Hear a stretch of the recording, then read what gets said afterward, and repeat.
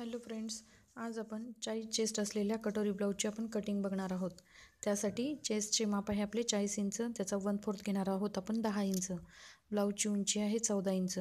गळा front neck 6 inch, back neck 8 inch, बाही उंची 5.5 इंच आणि दंडघेर 6.5 इंच. आपण याची कटिंग बघू. ब्लाऊजची कटिंग करताना आपण हा पेपर जो आहे तो डबल करून घेतलेला आहे. बंद बाजू आहे ती आपण आपल्या साईडने ठेवलेली आहे. पहिले आपण ब्लाऊजची उंची मोजून घेणार आहोत. ब्लाऊजची उंची आहे आपली 14 इंच, तर आपण त्यामध्ये 1 इंच मिळवायचे आहे, 15 इंच. चेस्टचा 1/4 आहे 10 इंच, त्यामध्ये 1.5 इंच मिळवायचे आहे, 11.5 इंच. 2.5 इंचावर आपण गळ्याचे माप घेणार आहोत. शोल्डरचे माप आपण 5.5 इंचावर घ्यायचे आहे. मोंढा घ्यायचा आहे 6.5 इंच. त्याचा एक बॉक्स तयार करून घेऊ.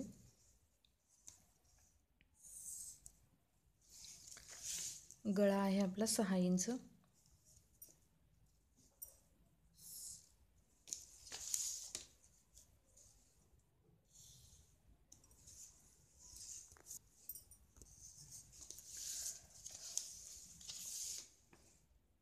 मोंढ्याची गोलाई देणार आहोत आपण 1.5 इंचावर फ्रंट साईडची आणि 2 इंचावर बॅक साईडची. ही 1.5 इंचावरची आपण फ्रंट साईडच्या गोलाईचा आकार देऊन घेऊ. हे बॅक साईडची गोलाई. आपण इथे 1.5 इंचावर एक खूण करायची आहे. इथे गळ्याचा एक गोल राऊंड शेप द्यायचा आहे. इथे आपण 2.5 इंच घ्यायचे आहे. या साईडने पण 2.5 इंच घेणार आहोत. एक सरळ रेष घेऊन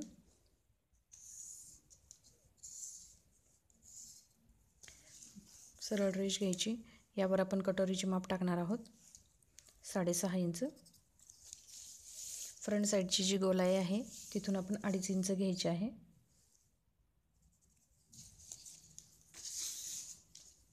गळ्यावर माप 1 किंवा 1.25 इंचावर आपण एक निशाण द्यायचं आहे. हे तिन्ही पॉईंट जे आहे ते आपण जॉईंट करून घेऊ.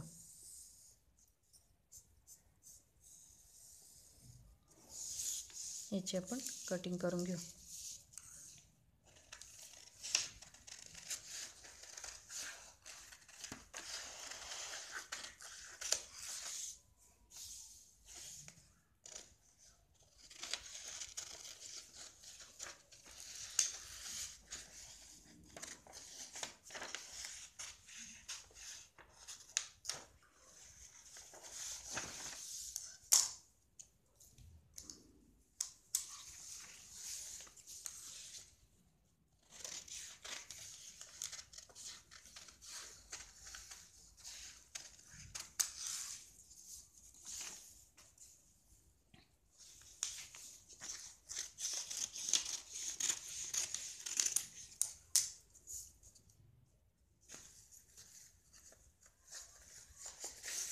ही आहे आपली बॅक साईड, ही फ्रंट साईड.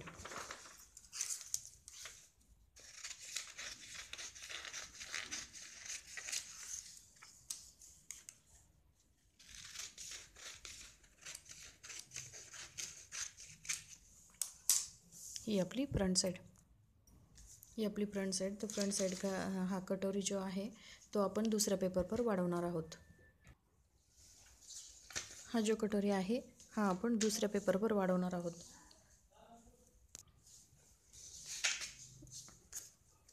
खालच्या साईडने आपण 1.5 इंच घ्यायचे आहे. 1.5 इंच घेतल्यानंतर इथे आपण एक सरळ रेष घेणार आहोत.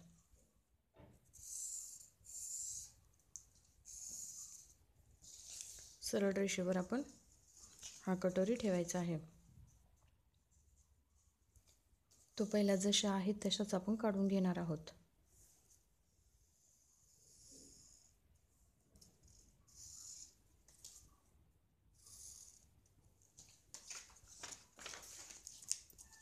त्यानंतर याचा आपण सेंटर काढून घेऊ.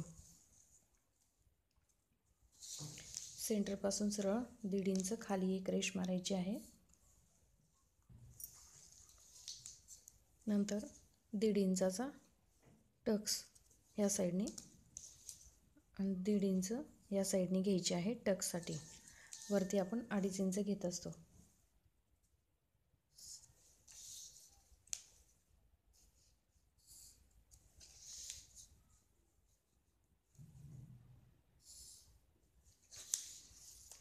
हे कटोरीचे जेवढे माप आहे तेवढे हाफ घेऊन या 1.5 इंचाच्या पुढे आपण या रेषेवर टाकणार आहोत. कटोरीचे माप निघते आपले 3.25 इंच. आणि शिलाईसाठी जेवढे आपले शिलाईसाठी एक्स्ट्रा जाते तेवढे आपण एक्स्ट्रा घेणार आहोत. इकडे जेवढे माप आपले आले तेवढेच माप आपण इकडे घेणार आहोत. 2 इंच याला जॉईंट करून घेऊ.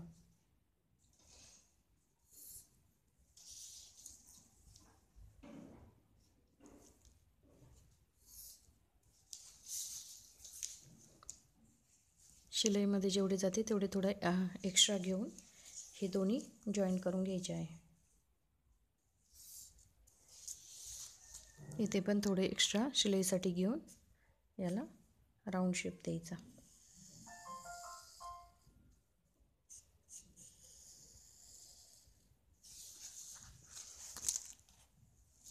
आता याची बाहेरच्या साईडची आपण कटिंग करून घेऊ.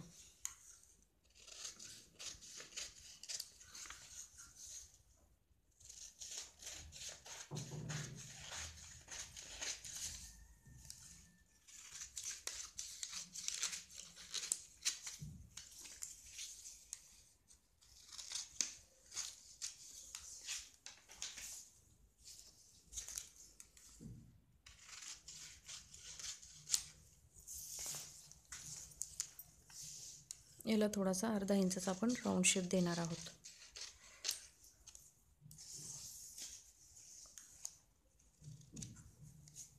अशा पद्धतीने आपली ही कटोरीची कटिंग झालेली आहे.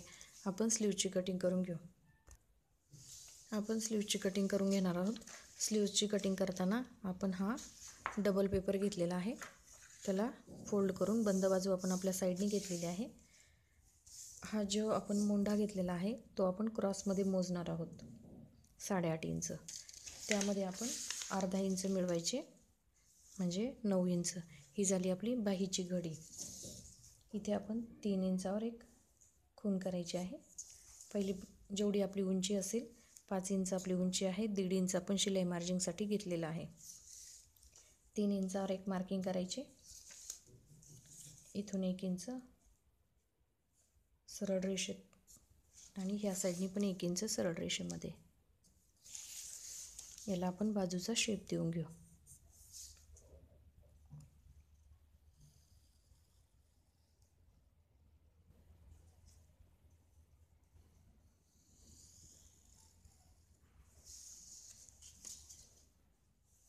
दंडघेरा आहे आपला 6.5 इंच. त्यामध्ये आपण 1.5 इंच मिळवणार आहोत.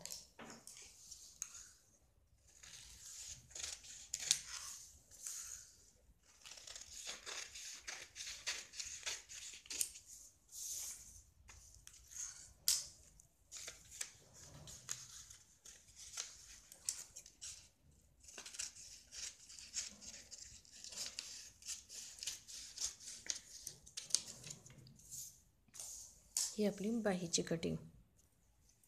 आता आपण क्रॉसपट्टीची माप काढून घेऊ.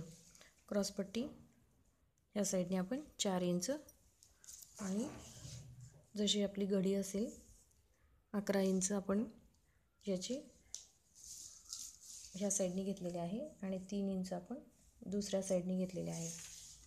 आपण याला क्रॉसपट्टीचा आकार देऊन घेऊ.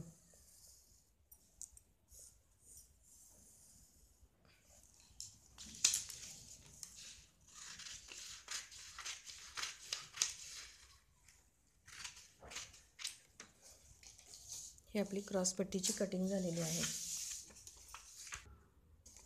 ही आपण 40 चेस्ट असलेल्या कटोरी ब्लाऊजची आपण कटिंग बघितलेली आहे.